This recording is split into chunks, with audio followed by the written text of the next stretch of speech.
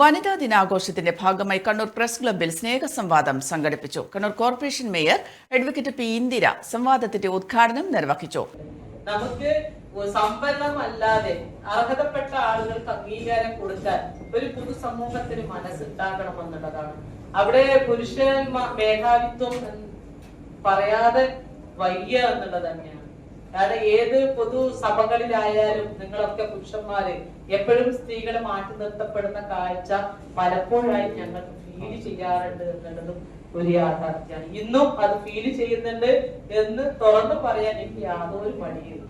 കാരണം അത്രമാത്രം ഞങ്ങളൊക്കെ ഒരുപാട് അനുഭവിച്ച് വന്ന് പിന്നെ നമ്മൾ മനസ്സിലാക്കേണ്ട ഒരു കാര്യം, ഞങ്ങളിപ്പം സ്ത്രീകൾ ഇന്ന് എല്ലാ പെൺകുട്ടികളും ഒരുപാട് പെൺകുട്ടികൾ അവരുടെ ഇന്ന് നമുക്ക് പൊതുസമൂഹത്തിന് സാമ്പത്തിക ശാക്തീകരണം എന്ന് പറയുന്നത് ഒരു വലിയ കാര്യമാണ്. നമുക്ക് സ്ത്രീ ശാക്തീകരണത്തിനപ്പുറത്തേക്ക് സ്ത്രീകൾക്ക് സാമ്പത്തിക ശാക്തീകരണം എന്നത് ഒരു വലിയ പ്രശ്നം തന്നെയാണ്.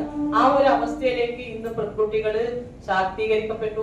അവരുടേതായിട്ടുള്ള ആവശ്യങ്ങൾ നേടിയെടുക്കുന്നതിലും ഒക്കെ തന്നെ മുൻപന്തിയിലാണ് എന്നുള്ളതൊക്കെ സത്യമാണ്.